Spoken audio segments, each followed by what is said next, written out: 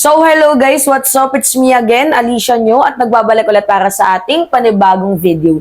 So mga minamahal, tingnan nyo ganito po, kaambisyosa itong si Vice President Sara Duterte noon pa man. Kaya nga napaka-incompetent ng ating Vice Presidente at karapat dapat na talagang ma-impeach itong si Vice President Sara Duterte dahil nga po sa kanyang mga ginagawang hindi na maganda sa ating bayan. Kabilang na tingnan nyo yung kanyang remark nung mga nakaraang buwan. Pakinggan nyo ito mga minamahal. Baba sa akin na ito forever. Kaya sirain ko kayo lahat. Wala akong pakialam kung totoo man o hindi ang paninira ko sa inyo. Basta lang masira kayo. Ayaw ko na bumaba sa akin na ito forever. Kaya sirain ko kayo lahat. Bumaba sa akin. Gets ninyo, mga minamahal, ganyan po yung pag-uugali ni Vice President Sara Duterte pero hindi na-highlight yan ng mainstream media. Legit po yung video na yan, mga minamahal, sa isang interview niya. So ngayon, 'di ba? Sabi ko nga sa inyo, baliw eh.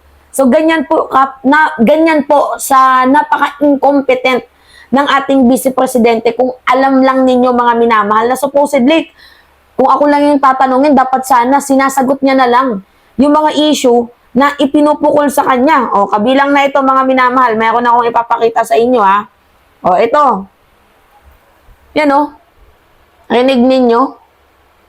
2.8 billion disaster funds ng DepEd hindi nagamit ni VP Sara. Ngayon tinatanong, saan napunta? Ano yung sagot? 'Di ba? Pabara-bara.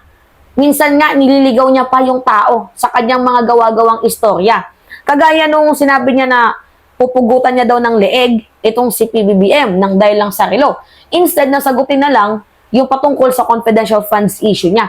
Ganun po mag-handle ng issue itong si Sara Duterte, napaka-incompetent. Kabilang na nga po doon yung mga ganitong klaseng interview. Nagpapapress ko nang wala sa oras. 'Di ba? So sa tingin nyo, gawain ba 'yan ng isang Vice Presidente? Basahin natin 'tong mga minamahal.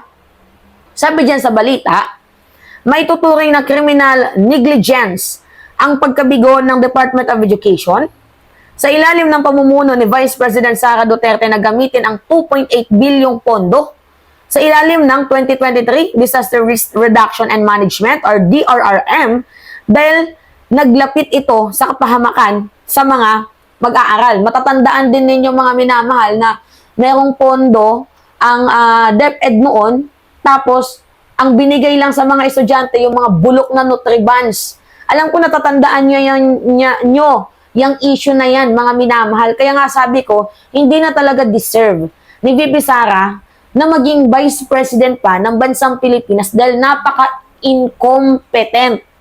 'Di ba? Bukod sa wala nang kwentang Vice Presidente, itong si Sara Duterte, nonsense pa. At ang dami na natin nakikitang anomalya na hindi niya masagot-sagot ng maayos. Sabi pa dito, ito ang binigyan din ni na House Assistant Majority Leaders Paulo Ortega and J. Kunggun sa panahon ng pamumuno ni Vice President Duterte sa DepEd noong nakaraang taon. Naglaan ng Kongreso ng 2.4 billion para sa Disaster Preparedness and Response Program or DPRP at 2 billion para sa Quick Response Funds o kabuuhang 4.14 billion. Ang naturang halaga ay bukod pa sa 2.24 billion ng DRRM funds na hindi nagamit mula sa nakaraang taon. Ang tanong, saan napunta? Kaya dami-dami na nga confidential funds ni Vice President Sara Duterte, pati ba naman yung pondo ng mga estudyante?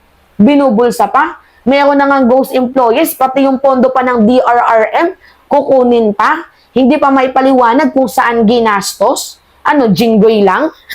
Yung graft and corruption issue. Sinabi ni na Ortega at Kunggun na nabigo ang DepEd na gamitin ang pondong ito para tiyakin na mayroong sapat na pasilidad ang pampublikong paaralan para malimitahan ang epekto ng kalamidad at banta sa kalusugan ng mga estudyante, guro, at support staff. Mapapansin din ninyo, mga minamahal, na sobrang daming kapalpakan nung si VP Sara Duterte, yung Department of Education Secretary. Kasi, una, mapapansin ninyo na pati ang eskwelahan ginagamit sa mga political rally, kagaya nung kay Kibuloy. 'Di ba? May mga nakalagay doon, I stand with Kibuloy, na hindi naman dapat ginagawa kasi non-partisan ang DepEd. So, nagagamit mga minamahalang ahensya ng Department of Education sa kanilang mga political initiatives, which is wrong. 'Di ba? Kung sa matutalin mga minamahal, non-partisan ang DepEd, dapat hindi ginagamit 'yon as a platform para gamitin nila sa pansariling interest or pagsuporta ng mga kandidatong gusto nilang i-voice out. At pangalawa, mga minamahal, laging na-flag ng COA ang DepEd. Tapos, mapapansin din natin na mayroong mga ghost employees, ghost students, ang Department of Education. So, madaming kapalpakan na ginawa itong si VP Sara na tiniis natin noong siya ay Department of Education Secretary na baka magbago pa. Kasi nangako o bigyan nyo lang ako ng 100 billion funds, aayusin ko yung problema ng Department of Education. Sinabi yan ni VP Sara, pero ano yung napansin ninyo? Ano yung nakita ninyo? Bagsak tayo sa PISA. 'Di ba? Sobrang bagsak, out of 84, pang 82, 83, minsan last pa tayo sa Mathematics, Science, and English. Ganun binaboy ni VP Sara Duterte yung sektora ng edukasyon nung siya ay Department of Education Secretary. Kaya, kung nagawa niya nga yan sa DepEd, sa OVP pa kaya? 'Di ba? So, sabi dito, sinabi ni, ayon sa ulat ng COA, tinutukoy na sa Region 11 sa ilalim ng Schools Division Office or SDO ng Island Garden City of Samal, may nakita mga bitak sa mga silid-aralan at mga gusali ng paaralan na ginagamit pa rin.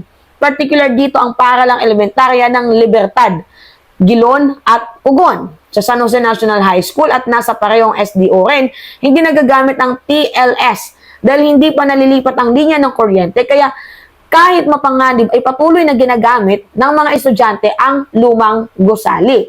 So, 'di ba, dapat sana yung funds na yan para sa pagpapagawa ng new classroom, para may protection yung mga students at mga teacher. 'Di ba? Kasi binabaha, umuulan, sobrang init, nagsisiksikan. Hindi ba yun nakikita ni Vice President Sara Duterte yung problema ng DepEd? Basta meron lang makuwang mahuthot na pera sa Department of Education, okay na yun? Sa akin, mga minamahal, hindi pwedeng salitang okay na to. Okay na yan. Hindi pwede. Kung pwede namang gawing better, bakit hindi? Pasensya na, namatay yung ring light ko, mga minamahal. Charge ko na lang mamaya kasi nalobat. So, nakasaad sa Department of Education and Order number 24, 2021, ang gagamitin ng mga TLS upang maiwasan ang pagkantala ng mga klase sa panahon ng sakuna o emergency habang nagbibigay ng ligtas na mga pasilidad sa paaralan. Exactly. Nababahala ang mga auditor na dahil sa mahinang pagpaplano at hindi wastong pangangasiwa ng pondo upang makompleto ang TLS ay napilitan ng mga mag-aaral sa paggamit ng mga hindi ligtas sa silid-aralan na maaring magresulta ng karagdagang biktima sa kaling magkaroon muli ng malakas na lindol. At hindi lang yan, mga minamahal, kung mayroon mang ulan, 'di ba? Hindi natin alam kung ano pa yung mga sakunang darating, tsunami. So, hindi ligtas. Konting ulan, suspended agad yung klase, kahit hindi naman dapat kasi may mga sirang pasilidad na supposedly dapat ginagamit yung pondo na yon para sa pagpapaayos ng mga facilities nang sa gayon maging safe ang teacher at ang mga students. Kaso hindi inisip ni VP Sara yun kasi mukhang sarili lang ata niya ang kanyang iniisip. So, para sa akin, mga minamahal, masyadong maambisyon itong si Sara Duterte at deserve niya naman na umalis sa Department of Education, and I think deserve niya din na makonvict dito nga po sa impeachment trial sa darating na mga panahon. So, para sa akin, mga minamahal, isang malaking kahihiyan, isang malaking kabiguan, isang malaking kabudulan na naging Vice Presidente ng Bansang Pilipinas, itong si Vice President Sara Duterte. Malaking budol kung ako po yung tatanungin ninyo. Dahil nakikita nyo naman yung trabaho ng ating Vice Presidente, hindi kaaya-aya. Alright, mga minamahal, anyway, yun po. It's me again, Alicia Nyo, at nagbabalik muli para sa ating panibagong video. Maraming salamat. Ingat mga kababayan.